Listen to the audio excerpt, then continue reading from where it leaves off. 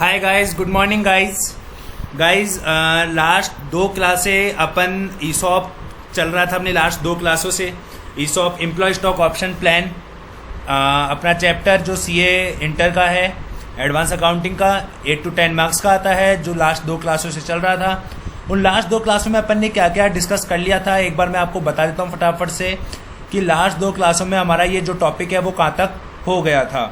Sir share option में हमने vesting period कर लिया था क्या? हाँ सर, हमने लास्ट क्लास में किया था, और नो वेस्टिंग वाला हमने क्लास नंबर 1 में किया था। तो मैं इधर भी आपको बता देता हूँ, ये हमने क्लास नंबर 1 में किया था, और ये जो टॉपिक है हमने किया था क्लास नंबर 2 में। क्लियर क्या? Yes sir. मतलब अभी तक हमारे ये दो टॉपिक हुए हैं, और हमारे को पढ़ने टोटल कितने टॉपिक हैं? 8 टॉपिक। इस पूरे चैप्टर में टोटल कितने टॉपिक पढ़ने हैं? 8 टॉपिक। हुए कितने हैं सर? 2 टॉपिक। मतलब अभी भी कितने टॉपिक बच जाते हैं सर? 6 टॉपिक अभी भी बच जाते हैं इस चैप्टर में, जो अभी हमारे को पढ़ना बाकी है। सर जिन्होंने क्लास नंबर 1 और क्लास नंबर 2 नहीं देखी है, चिंता मत कीजिए सर, आपको इन दोनों क्लासों का लिंक वीडियो के डिस्क्रिप्शन बॉक्स में मिल जाएगा। प्लस आपको आई बटन जो ऊपर शो हो रहा है वहां पे भी आपको इनका लिंक मिल जाएगा, आप वहां से भी इन दोनों क्लासों को देख सकते हो। सर इन दोनों क्लासों को जरूर देख लेना, क्योंकि क्लास नंबर 1 में मैंने जो बेसिक कॉन्सेप्ट समझाए थे आपको कि how to calculate number of employees, that's very important topic for the exam purpose.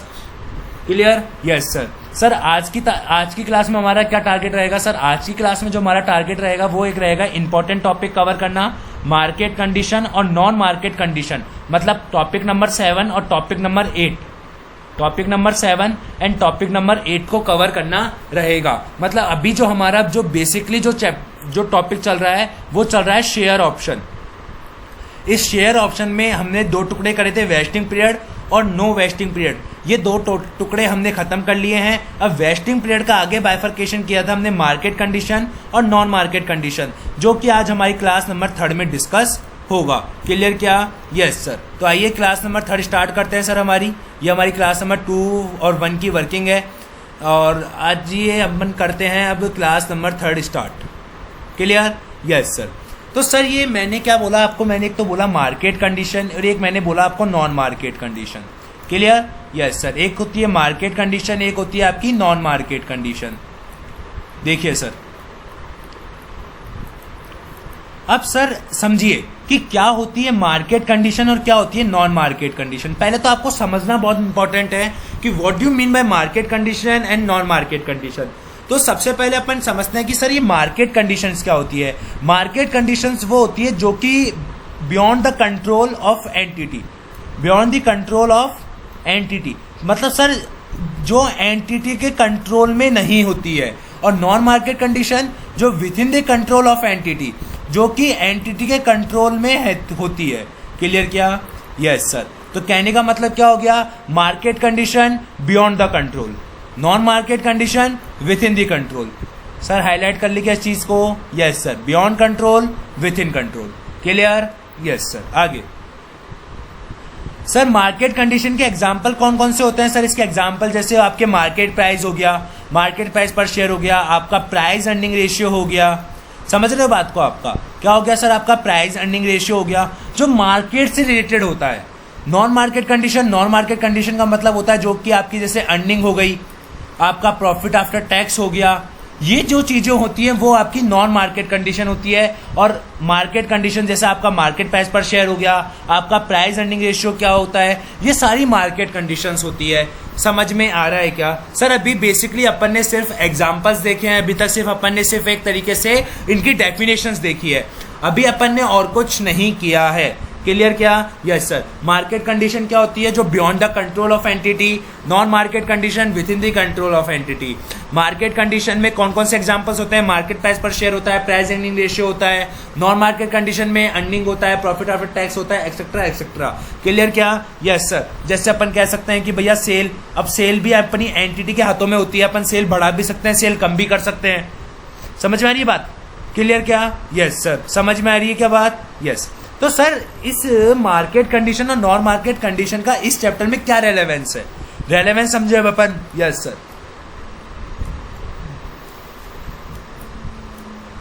Relevance of market condition and non market condition, किसका रेलेवेंस क्या है? क्यों आपने ये टॉपिक पढ़ाया हमारे को? सर देखना, सर सुनना ढंग से।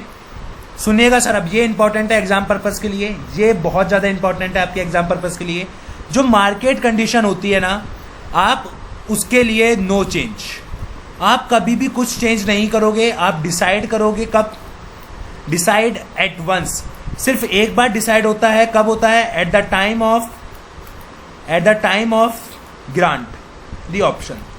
जब अपन ऑप्शन को ग्रांट करते हैं, जब ऑप्शन को अपन ग्रांट करते हैं उस टाइम पे, जब अपन क्या करते हैं सर, ऑप्शन को ग्रांट करते हैं उस टाइम पे अपन डिसाइड करते हैं। उसके अलावा अपन कोई चेंज नहीं करते हैं मार्केट कंडीशन में।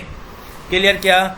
यस सर, समझाता हूं सर इस चीज को मैं। नॉन मार्केट कंडीशन में चेंजेबल होता है। ये क्या होता है सर? ये चेंजेबल होता है, ये डिसाइड होता है व्हेन चेंज अकर। जब भी चेंज होगा तो आपको क्या करना पड़ेगा? डिसाइड करना पड़ेगा। ध्यान रखना इस चीज को। क्लियर क्या? समझ में आई क्या बात? यस सर, ये मैंने आपको जो मेन डिफरेंस बता दिया कि क्या मेन डिफरेंस होता है। अब देखिए सर, मैं एक एग्जांपल बताता हूं आपको। लिखिए सर एक एग्जांपल, आपकी कॉपी में लिखिए एक एग्जांपल लिखिए सर, टॉपिक समझने के लिए। एक कंपनी थी एबीसी लिमिटेड, उसने अपने एम्प्लॉयज को बोला हम आपको 1000 ऑप्शन देंगे। हम आपको कितने ऑप्शन देंगे? 1000 ऑप्शन देंगे। कितने ऑप्शन देंगे सर? 1000 ऑप्शन देंगे। प्रोवाइडेड हमारी अर्निंग अगर मोर देन इक्वल टू 100% है ऑफ लास्ट ईयर। मतलब सर लास्ट ईयर में जितनी हमारी अर्निंग थी, अगर उसके इक्वल अब की बार अर्निंग होती है या उससे 100% ज्यादा अब की बार अर्निंग होती है, तो हम आपको 1000 के बदले में कितने देंगे? 1100 ऑप्शन प्रोवाइड कराएंगे। क्लियर क्या? समझ में आई क्या बात? Yes sir. ईयर वन में क्या हुआ? अर्निंग हमारी कितनी परसेंट बढ़ी? हमारी अर्निंग बढ़ी 50%। ईयर 2 में हमारी अर्निंग कितनी परसेंट बढ़ी? ईयर 2 में बढ़ी सर हमारी 120%। अब आपको बताना है कि सर क्या आप 1000 ऑप्शन को कंसिडर करोगे या 1100 ऑप्शंस को कंसिडर करोगे? कौन से ऑप्शंस को कंसिडर करोगे? तो सबसे पहले आपको ये देखना है कि सर कंडीशन देखिए क्या लिखी हुई है। कंडीशन क्या लिखी हुई है सर? कंडीशन देखिए, अर्निंग है। क्या है सर? अर्निंग क्या सर नॉन मार्केट कंडीशन होती है क्या?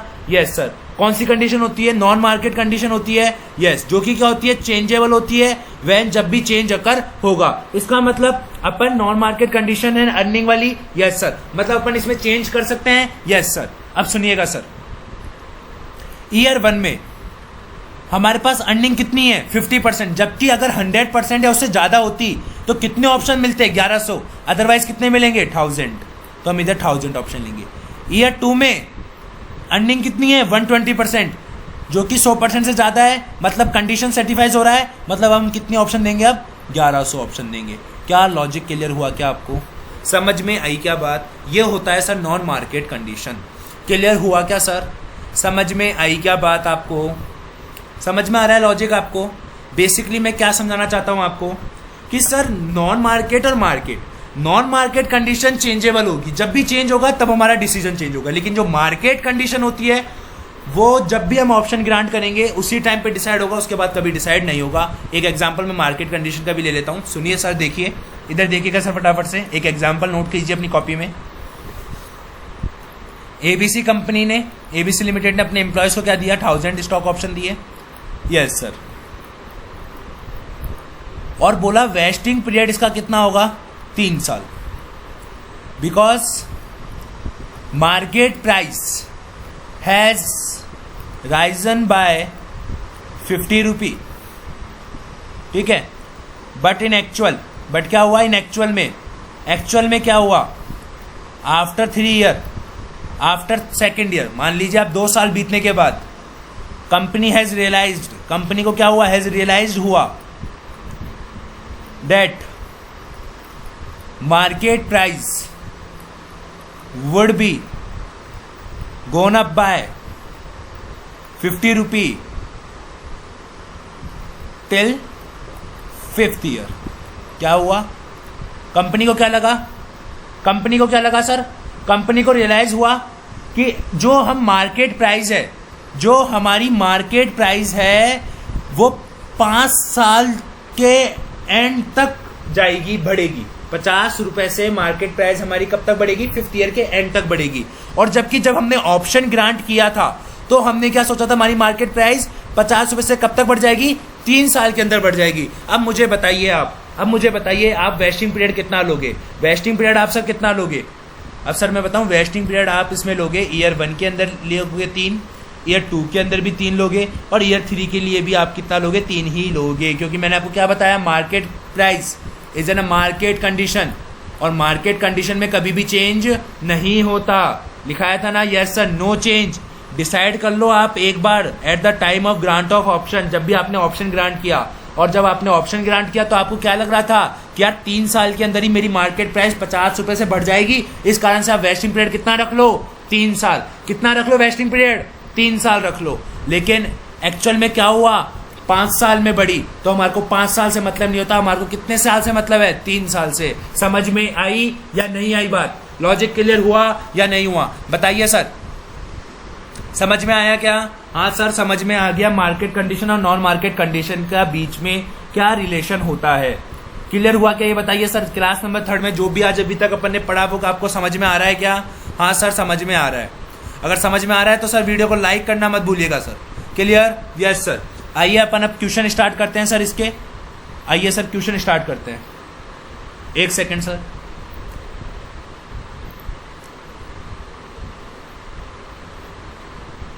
आइए सर, इलस्ट्रेशन नंबर 6। कौन सा सर? इलस्ट्रेशन नंबर 6 स्टार्ट करते हैं। देखिए इलस्ट्रेशन नंबर 6, एलडीआर मार्क कर लीजिए सर इस क्वेश्चन को, इंपॉर्टेंट क्वेश्चन है एग्जाम पर्पस के लिए।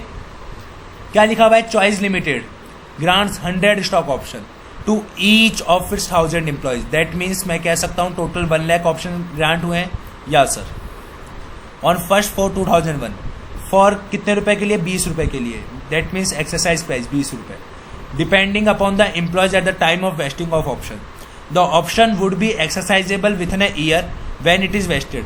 मतलब जब भी वो वेस्ट होंगे उनके लिए एक्सरसाइज पीरियड कितना दे दिया हमारे को? ये एक्सरसाइज पीरियड दे दिया कितना? 1 साल का। क्लियर क्या? Yes sir. लेकिन अभी तक हमारे को वेस्टिंग पीरियड नहीं बताया कि वेस्टिंग पीरियड कितने साल का है। देखिए क्या लिखा हुआ है सर, इधर वर्ड देखिएगा, गौर कीजिएगा सर, वर्ड पे फोकस कीजिएगा। वर्ड पे क्या लिखा हुआ है? Market price. Sir market price क्या होती है सर? हमारी मार्केट कंडीशन। क्या होती है सर? Market condition. समझ में आई क्या बात? Yes sir. पढ़िए क्या लिखा हुआ है? Market price of the share is 50 rupee each. Market price कितनी थी हमारी? 50 रुपए थी शेयर्स की। मार्केट प्राइस कितनी थी? 50 रुपए थी शेयर्स की। ठीक है। द ऑप्शन विल वेस्ट, क्या लिखा हुआ है? The option will vest at the end of year 1। जो ऑप्शन है वो ईयर 1 में वेस्ट हो जाएंगे if the earning of the choice limited is 16%। क्या लिखा हुआ है सर? अब पढ़िएगा सर लाइन को ढंग से। जो ऑप्शन है आपके वो वेस्ट हो जाएंगे, मतलब उनका वेस्टिंग पीरियड 1 साल ही होगा अगर आपकी अर्निंग 16% है। अब एक बात बताइए सर मुझे, यहाँ पे जो अर्निंग है वो मार्केट कंडीशन है या नॉन मार्केट कंडीशन है? सर ये एक तरीके से मार्केट कंडीशन है। क्या है सर? ये एक नॉन मार्केट कंडीशन है। Yes sir. समझ में आई क्या बात? यस। या it will vest at the end of second year, या फिर वो दूसरे साल में वेस्ट हो जाएंगे, मतलब इनका वेस्टिंग पीरियड 2 साल होगा अगर इनकी एवरेज अर्निंग, क्या लिखा हुआ है सर इनका? उनकी एवरेज अर्निंग ऑफ 2 साल की 13% हो।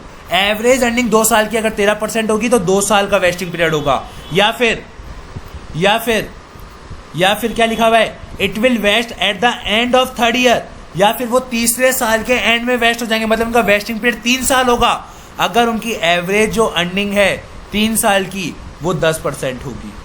ओके, तो कहने का मतलब सर आपको समझ में आया? मैं इसकी अगर समरी बनाऊं यहाँ पे, देखिए सर, वेस्टिंग पीरियड 1 साल, 2 साल, 3 साल, ये भी हो सकता है, ये भी हो सकता है, ये भी हो सकता है। इसके लिए कंडीशन क्या है? अर्निंग।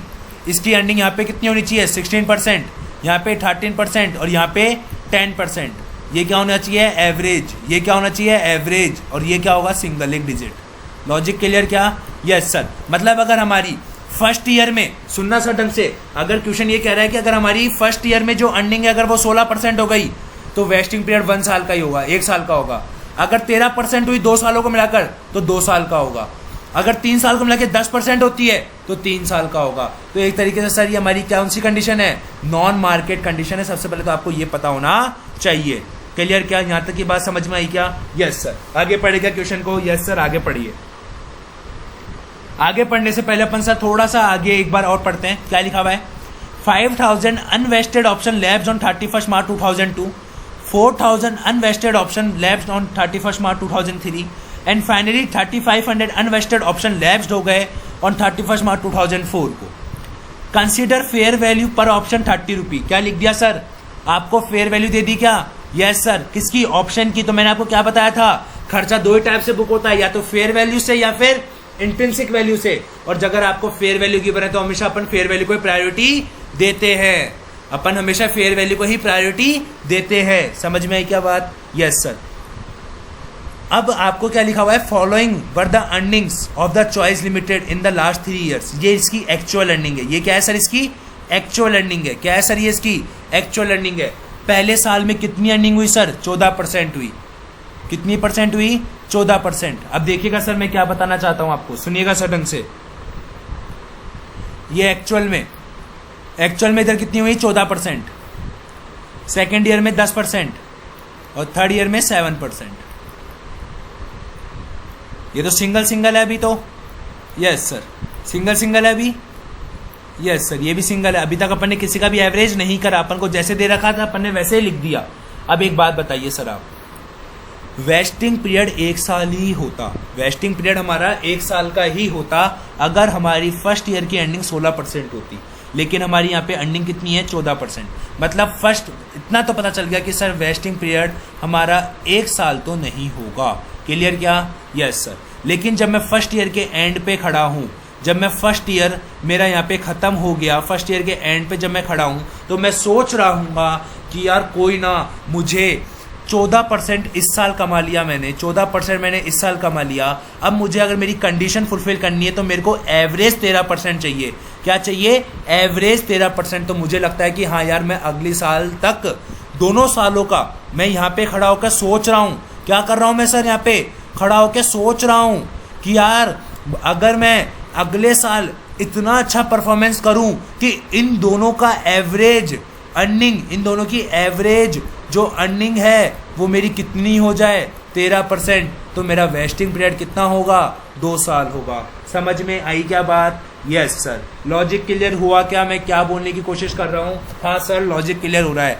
आप क्या कर रहे हो? ईयर 1 के एंड पे खड़े होके सोच रहे हो कि यार मेरा अर्निंग मेरे कंट्रोल में है। अगर मैं चाहूँ अगली साल इतना अच्छा परफॉर्मेंस करूं कि मेरे फर्स्ट ईयर का और सेकंड ईयर का दोनों की अर्निंग का एवरेज अगर 13% हो जाए तो मेरा वेस्टिंग पीरियड 2 साल ही होगा। समझ में आई बात? मैंने इस लाइन को 2 बार बोल दिया सर आपके सामने। क्लियर क्या? Yes sir.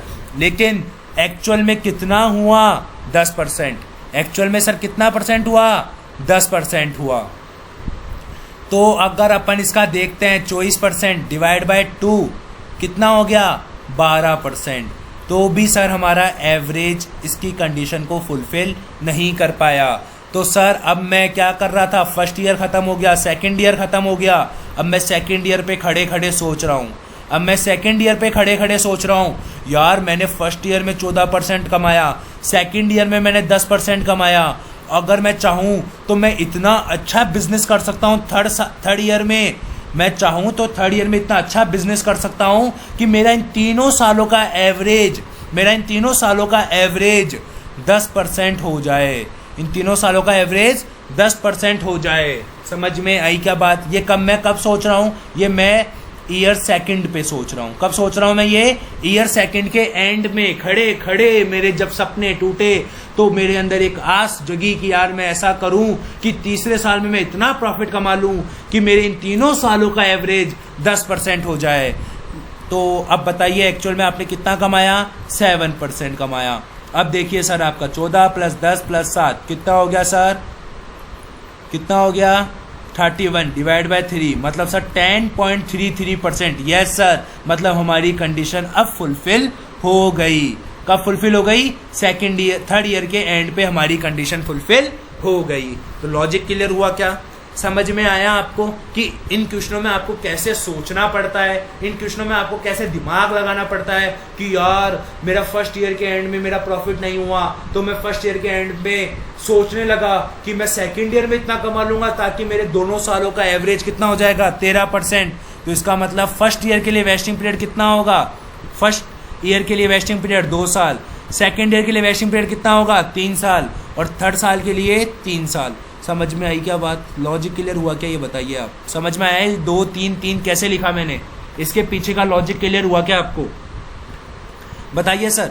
ये लॉजिक क्लियर हुआ क्या, ये 2 3 3 कैसे आया। ये लॉजिक आया सर इस कहानी से, ये जो मैंने कहानियां सुनाई ना आपको सोचने वाली, ये कहानियों से आया सर। लॉजिक क्लियर हुआ क्या, समझ में आई क्या बात। यस सर, क्योंकि जब उसने फर्स्ट ईयर के अंदर, जब उसका फर्स्ट ईयर में कंडीशन फुलफिल नहीं हुई, जब उसकी फर्स्ट ईयर में कंडीशन फुलफिल नहीं हुई, जब उसकी फर्स्ट ईयर में ये कंडीशन फुलफिल नहीं हुई थी, तो फर्स्ट ईयर के एंड पे उसने सोचा कि यार कोई ना, मैं अगली साल इतना कमा लूंगा ताकि मेरे दोनों सालों का एवरेज 13% होगा। मतलब फर्स्ट ईयर के लिए उसने क्या सोचा कि यार 2 साल के अंदर तो मेरा काम हो जाएगा।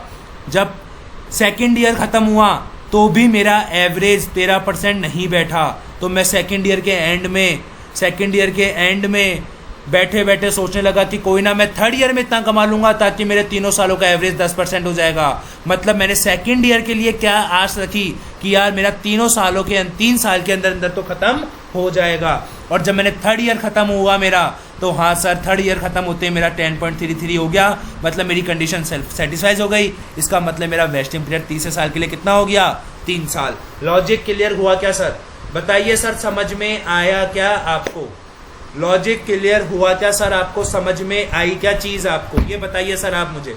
लॉजिक क्लियर हुआ क्या, हाँ सर लॉजिक क्लियर हो गया, समझ में आ गया।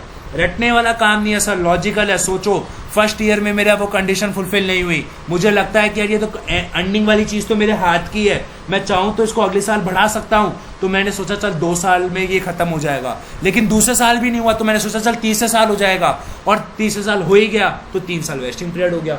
समझ में आई क्या बात। यस सर, लॉजिक क्लियर हुआ क्या सर। इस क्वेश्चन में यही एक इंपॉर्टेंट टॉपिक था, वेस्टिंग पीरियड डिसाइड करना। मजाक नहीं कर रहा सर, इंपॉर्टेंट है, इस कारण से मैंने पूरा टाइम दिया इस पे। आई थिंक आप लोगों को अब क्लियर हो गया होगा। Clear, yes sir. आइए आगे पढ़ते हैं सर, क्या लिखा हुआ है। 850 employees exercise their vesting option within a year and remaining option unexercise हो गए at the end of contractual life. देखिए सर, मैं बताता हूँ इसमें क्या हुआ। देखिए सर, आपको पता चल गया कि देखिए आपने 1/4/2001 को इधर से 31 मार्च 2002, 31 मार्च 2003, 31 मार्च 2004, क्लियर क्या। और 1 साल आपका वेस्टिंग पीरियड, 1 साल आपका क्या होता है सर, वेस्टिंग एक्सरसाइज पीरियड। क्या होता है सर आपका, एक्सरसाइज पीरियड। ये आपका क्या होता है सर, एक्सरसाइज पीरियड होता है। क्लियर क्या, यस सर। कौन सा वाला, ये जो रेड रंग से बनाया है वो क्या होता है इनका, एक्सरसाइज पीरियड। क्लियर क्या, यस सर। अब आगे देखिए क्या लिखा हुआ है। यहाँ पे हमारे पास कितने ऑप्शन थे, 1 लाख ऑप्शन थे। यहाँ कितने ऑप्शन थे सर हमारे पास, 1 लाख ऑप्शन थे। 1 लाख ऑप्शन थे ना, यस सर। ईयर 1 के एंड में क्या लिखा हुआ है, 5000 अनवेस्टेड ऑप्शन लैप्स्ड हो गए मतलब चले गए ऑन 31 मार्च 2002 को। मतलब हमारे पास हम यहाँ पे कितने बचे होंगे, 95,000। 4000 अनवेस्टेड ऑप्शन लैप्स्ड हो गए कब, ऑन 31 मार्च 2003 को। इसका मतलब हमारे पास अब कितने बचे होंगे, 91,000। समझ में आई क्या बात। फाइनली 3500 अनवेस्टेड ऑप्शन लैप्स्ड हो गए ऑन 31 मार्च 2004 को। मतलब हमारे पास अब कितने बचे होंगे, 91,000 minus 3500, 91,000 minus 3500 that equals to 87,500। या सर, क्लियर, यस सर। अब आगे क्या लिखा हुआ है, 8500 एम्प्लॉयज। वर्ड पे गौर कीजिए सर, अभी तक अपन को ऊपर क्वेश्चन में पूरा ऑप्शन गिवन था, यहाँ पे क्या लिख दिया, 8500 employees. 8500 employees exercise their option, exercise कर लिया उसने अपना ऑप्शन, ठीक है। और रिमेनिंग क्या होगा, रिमेनिंग कितने बचे होंगे सर। अब एक बात बताइए, हमारे पास 87,500 बचे थे इस टाइम तक, यस सर। उसमें से 850 एम्प्लॉयज, मतलब 850 मल्टीप्लाई बाय हर एक एम्प्लॉय को 100 ऑप्शन। इसका मतलब मेरे पास 2500 ऐसे थे जो कि क्या हो गए, रिमेनिंग मतलब 2500 जो कि क्या हो गए, मेरे अनएक्सरसाइज रहे। अनएक्सरसाइज मतलब लैप्स्ड हो गए।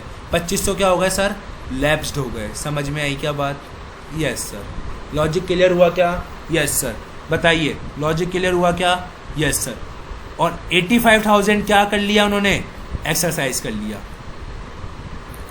85,000 ने क्या कर लिया? एक्सरसाइज कर लिया। अब बताइए सर क्या आप खर्चा नहीं निकाल सकते क्या? जनरल एंट्री पास नहीं कर सकते क्या? यस सर कर सकते हैं ना। समझ में आई क्या बात? Yes sir. तो सबसे पहले अपन टेबल बनाए एक। Yes sir. मैं इधर फटाफट से इधर ही एक टेबल बना देता हूं। देखिए working note number 1, working note number 1। अब आपका फेयर काम चालू हो रहा है सर, ठीक है। आपका ईयर 1 2 3। आपके सर बताइए ऑप्शन कितने कितने थे? सर इधर ऑप्शन थे 95, एंड का ही लेते हैं हमेशा 91। और इधर कितने थे सर आपके पास? 87,500। Yes sir. ऑप्शन के बाद सर एक्सरसाइज प्राइस कितनी थी? एक्सरसाइज प्राइस लेते हैं या फिर अपन fair value? Sir fair value. क्या लेते हैं सर अपन? Fair value. सर कैसे ले रहे हो समझ में नहीं आ रहा। जाओ सर 2 मिनट, मैंने आपको बताया था। ये देखिए सर, कल मैंने लास्ट वाली क्लास में मैंने आपको खर्चा निकालना बताया था वर्किंग नोट नंबर 1 का। कैसे बताया था? देखिए क्या बताया था। मल्टीप्लाई किससे करते हैं? या तो फेयर वैल्यू से या फिर market price minus exercise price से। अपन को क्वेश्चन में फेयर वैल्यू गिवन है तो अपन फेयर वैल्यू से ही करेंगे मल्टीप्लाई। क्लियर क्या? Yes sir. फेयर वैल्यू कितनी थी सर क्वेश्चन में? सर फेयर वैल्यू थी 30 रुपी। Yes sir.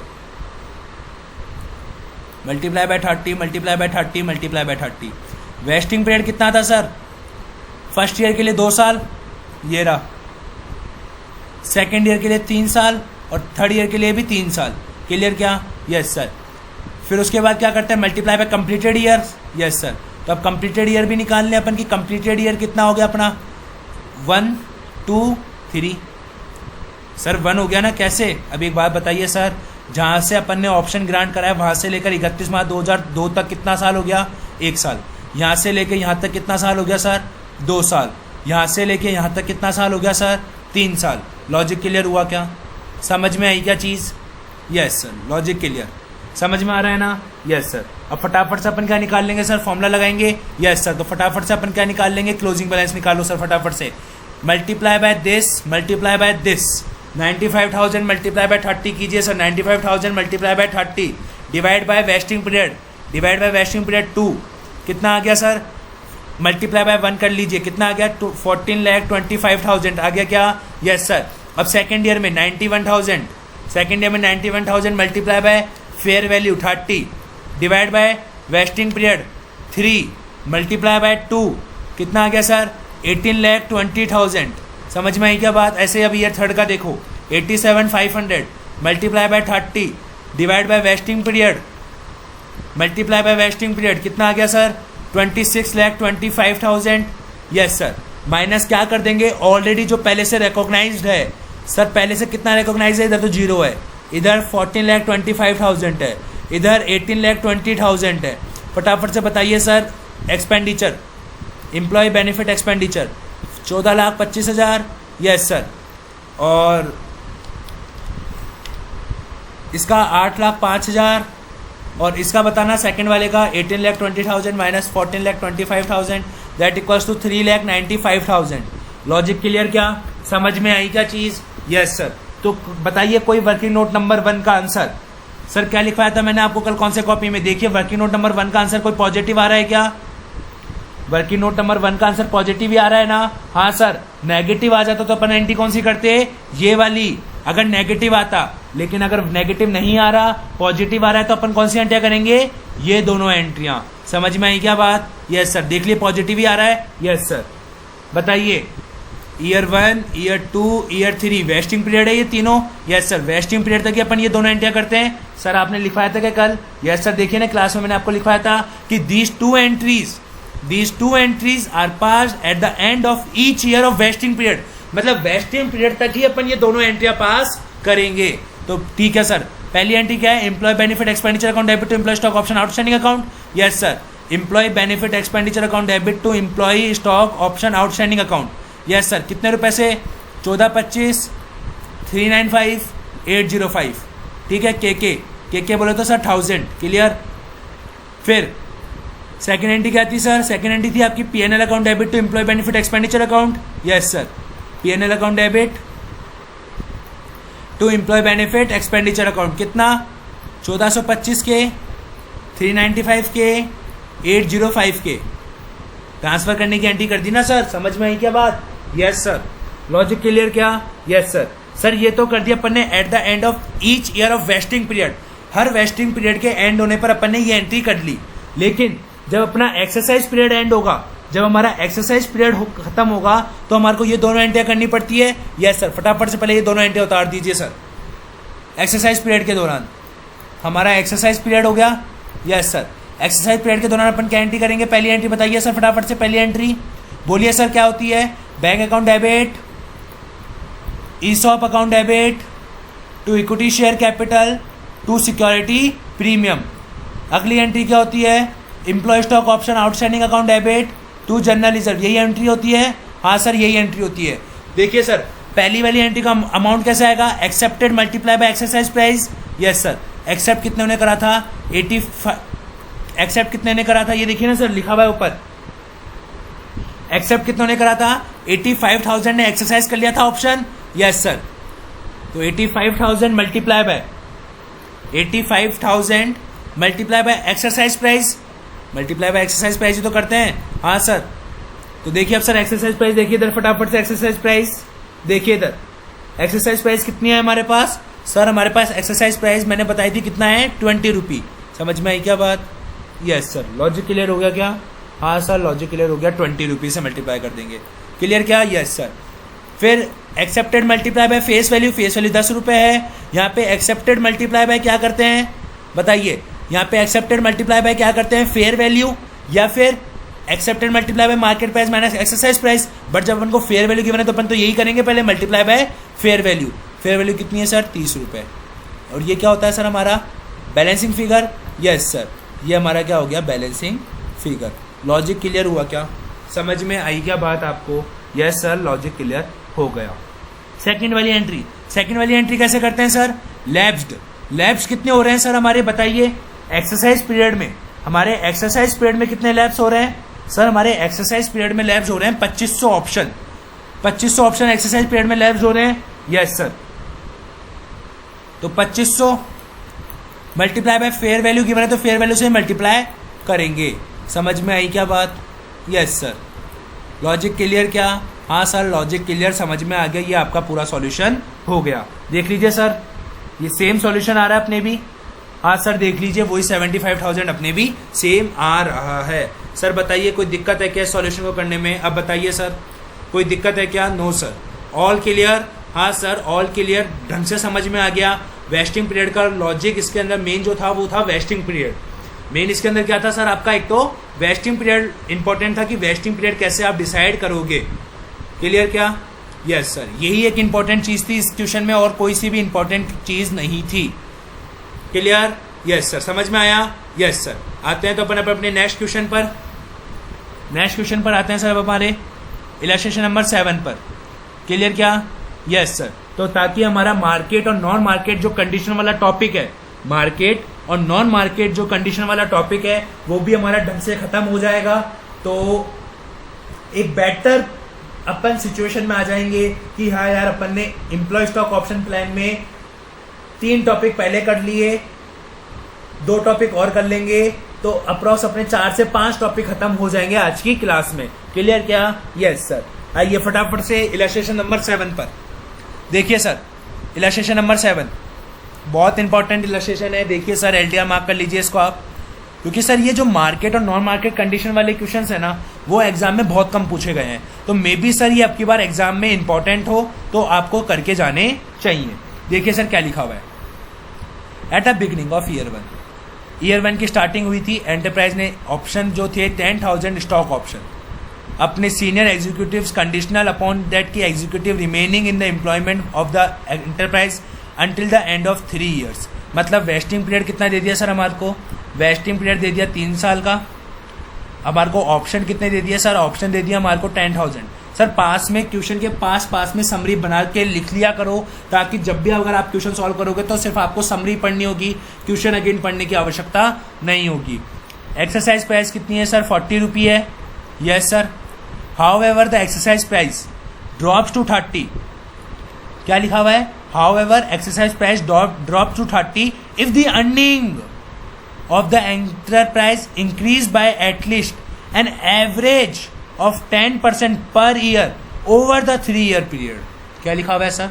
लिखा हुआ है कि जो आपकी एक्सरसाइज प्राइस है, क्या लिखा हुआ है कि सर ये जो आपकी एक्सरसाइज प्राइस है ना ईपी, ये जो ईपी 40 रुपये है वो 30 रुपये पर भी आ सकती है अगर आपकी अर्निंग सर क्या होती है? अर्निंग क्या होती है सर? आपकी नॉन मार्केट कंडीशन होती है जो कि हमारे क्या होती है? कंट्रोल में होती है। क्लियर? क्या अगर हमारी अर्निंग 10% से गिर जाती है, एवरेज 10% से गिर जाती है, एवरेज 10% से गिर जाती है। क्या सर आपको फर्स्ट पैराग्राफ की समरी आपने अपने साइड में नोट कर ली क्या? यस सर कर ली है। क्लियर? क्या?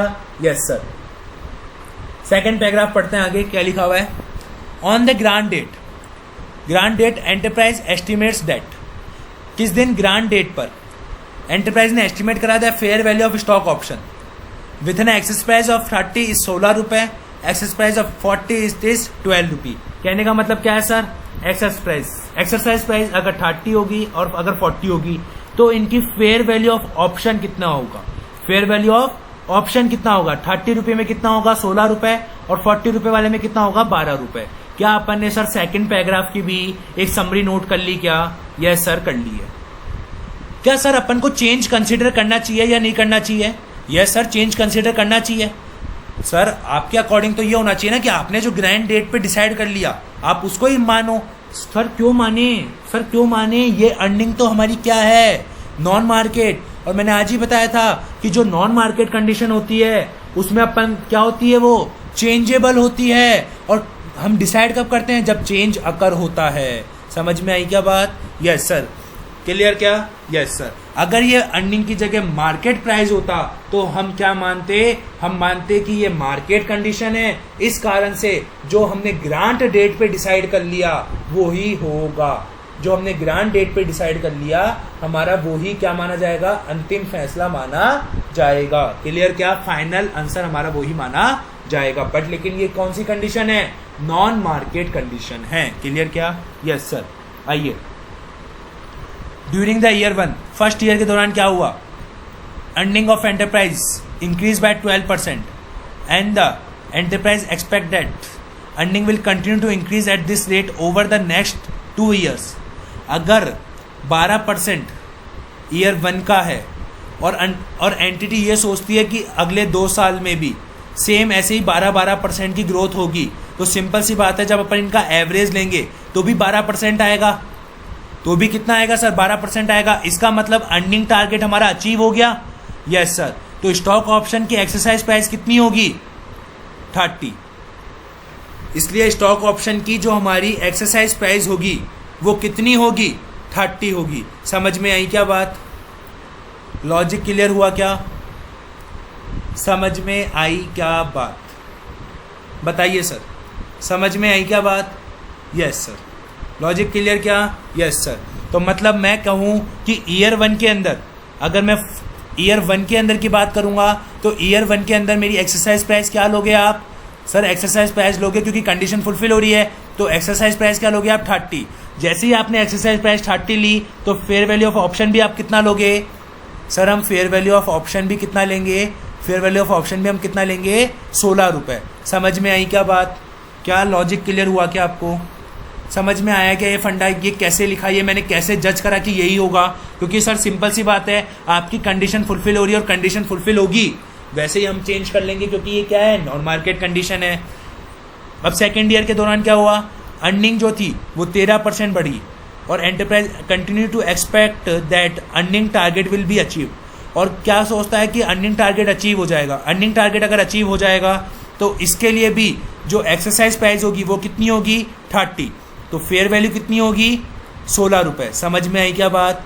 Yes sir. साफ साफ लिखाया था ना सर क्वेश्चन में कि अगर आपकी अर्निंग 10% से बढ़ती है, इंक्रीज होती है, तो आपका एक्सरसाइज प्राइस कितना हो जाएगा? 30 रुपये हो जाएगा। Logic clear? क्या? Yes sir. और आपको क्वेश्चन में लिख दिया कि अर्निंग टारगेट आपका अचीव हो जाएगा, इसका मतलब 10% से बढ़ जाएगा। अगर 10% से बढ़ जाएगा तो मतलब आपकी एक्सरसाइज प्राइस 30, और 30 के केस में फेयर वैल्यू कितनी लेंगे अपन, 16। समझ में आई क्या बात? Yes sir. During the year third the earning of enterprise increase by only 3%। कितने परसेंट से बढ़ी? 3% से। और अर्निंग टारगेट अचीव नहीं होगा। क्या लिख दिया सर? अर्निंग टारगेट अब की बार अचीव नहीं होगा। अब की बार अगर अर्निंग टारगेट अचीव नहीं होगा तो सर एक्सरसाइज प्राइस कितनी होगी? 40, और फेयर वैल्यू कितनी होगी उसके साथ? 12। समझ में आई क्या बात? लॉजिक क्लियर हुआ क्या? Yes sir. 10,000 vested stock option have an exercise price कितनी है? 40। अब क्या हमारे को एक्सरसाइज प्राइस से मतलब है क्या? नो सर, एक्सरसाइज प्राइस से मतलब नहीं होता। क्लियर। क्या बोला है हमारे को इसने? क्या बोला है? कैलकुलेट करना है द अमाउंट जो टू चार्ज किया जाएगा पीएनएल अकाउंट में एज ए कंपनसेशन एक्सपेंडिचर। क्या निकालना है? मतलब हमारे को कंपनसेशन एक्सपेंडिचर निकालना है पर एनम। क्लियर हुआ क्या? लॉजिक क्लियर हुआ क्या आपको? Yes sir. मतलब आपको क्या क्या चीज़ें कंसिडर करनी है? ये चीज़ें कौन कौन सी चीज़ें sir? First year, second year और थर्ड ईयर में आपको ध्यान है तीनों सालों में अलग अलग फेयर वैल्यू आ गई। क्यों आ गई? क्योंकि सर अर्निंग क्या होती है? एक हमारी नॉन मार्केट, और नॉन मार्केट में अपन चेंज कर सकते हैं। क्लियर क्या? Yes sir. Year 1, year 2, year 3। इधर हमारे ऑप्शन कितने हैं सर? ऑप्शन को छोड़ के जा नहीं रहा, कोई छोड़ के जा नहीं रहा ना सर? No sir. तो ऑप्शन हमारे 10,000 के 10,000 ही रहेंगे। Yes sir. 10,000 10,000 10,000 मल्टीप्लाई किससे करेंगे sir? Fair value of option से। Yes sir. फेयर वैल्यू कितनी है? इधर 16 है, इधर 16 है, और लास्ट वाले साल में कितनी है? 12। लॉजिक क्लियर क्या? Yes sir. क्यों ये चीज़ इंपॉर्टेंट थी इस क्वेश्चन में? फेयर वैल्यू तीनों सालों में अलग अलग है। क्यों? क्योंकि नॉन मार्केट कंडीशन है। क्यों? क्योंकि नॉन मार्केट कंडीशन है। वेस्टिंग पीरियड इसका कितना है? 3 साल, इसका 3 साल, इसका 3 साल। क्योंकि वेस्टिंग पीरियड के लिए तो कोई कंडीशन डाली नहीं थी, उसने डाली किसके लिए थी? एक्सरसाइज प्राइस और फेयर वैल्यू के लिए। क्लियर। कंप्लीटेड ईयर्स बताइए sir. 1 year, 2 year, 3 year. How? कैसे? देखिए सर, आपने ऑप्शन कब दिया? एट द बिगिनिंग में दिया। कब दिया? एट द बिगिनिंग में। तो सिंपल सी बात है, ये देखिए सर, आपने अगर इधर ऑप्शन दिया 1 साल, 2 साल, 3 साल, इधर से 1 साल, इधर से 2 साल, और इधर से आप कितने हो गए? 3 साल। लॉजिक क्लियर क्या? Yes sir. फटाफट से क्लोजिंग बैलेंस बताइए। 10,000 multiply by 16 divide by 3। 10,000 multiply by 16 divide by 3 कितना आ गया sir? 533333.33। 10,000 multiply by 16 divide by 3 multiply by 2 कितना आ गया sir? 106,667। 10,000 multiply by 12 divide by 3 multiply by 3। ये मल्टीप्लाई बाय, ये डिवाइड बाय, ये मल्टीप्लाई बाय। फॉर्मूला याद है ना सर? लिखवाया था कल क्लास में आपको मैंने। Yes sir. Multiply bye 12 divide by 3 multiply by 3 कितना हो गया सर? 1,20,000। क्लियर क्या? Yes sir. ऑलरेडी कितना रिकॉग्नाइज्ड है? ऑलरेडी कितना रिकॉग्नाइज्ड है सर? इधर 0 रुपये है, इधर 533333.33 है, इधर 106,667 है। लॉजिक क्लियर क्या? Yes sir. बताइए इधर कितना आंसर आता है आपके पास? ये इधर आ रहा है, ये आपके पास इधर आ रहा है, और इसके लिए कितना आ रहा है? 106,667 कितना आ गया सर? 13,333। लॉजिक क्लियर क्या? आपके पास हर साल का एक्सपेंडिचर आ गया जो कि आप बुक करोगे अपने प्रॉफिट एंड लॉस अकाउंट में। Logic clear? समझ में आई क्या चीज़? Yes sir. समझ में आ गया क्या? हाँ सर समझ में आ गया है। ये देखिए सर, यही आ रहा है। हाँ सर यही ऑप्शन आंसर आ रहा है, क्यूमुलेटिव भी हमारा सेम आ रहा है। Logic clear? Yes sir. तो सर इसी के साथ अपन ने क्या करा? इसी के साथ अपन ने सर ईसॉप के जितने भी आईसीआई के स्टडी मटेरियल के क्वेश्चंस थे वो सारे खत्म कर लिए, और आईसीआई का जो स्टडी मटेरियल है सर वो इतने के ही उसने प्रैक्टिकल क्वेश्चंस एग्जाम्पल्स दे रखे हैं। लेकिन सर मेरा काम इतनों से नहीं चलेगा, मेरा भी नहीं ना आपका भी। तो सर अपन को एडिशनल क्वेश्चंस की प्रैक्टिस के लिए आज अपन ने ये वाला टॉपिक खत्म कर लिया है सर। यस, साथ में ये वाला टॉपिक भी अपन ने खत्म कर लिया है। मतलब सर आज देखा जाए हमारा जो पूरा की पूरा जो शेयर ऑप्शन वाला टॉपिक है, जो शेयर ऑप्शन वाला टॉपिक है वो पूरा खत्म हो गया है। क्लियर क्या? Yes sir. आईसीआई की बुक में सिर्फ सर आईसीआई की जो बुक है, जो सर आपकी आईसीआई की बुक है, आईसीआई की बुक में सिर्फ यहाँ तक ही गिवन है। आईसीआई की बुक में सिर्फ सर यहाँ तक ही गिवन है। आईसीआई की बुक में सिर्फ यहाँ तक ही गिवन है। लेकिन सर ये जो चीज़ें हैं, cash option, share and cash both option and grade wasting, ये भी हम करेंगे। इसके एडिशनल क्वेश्चन सर मैं आपको करवाऊंगा नेक्स्ट क्लास में। नेक्स्ट क्लास में हम मिलेंगे कैश ऑप्शन के साथ। तो सर आज के लिए हम इतना ही रखेंगे। जब तक के लिए टाटा, बाय बाय सर।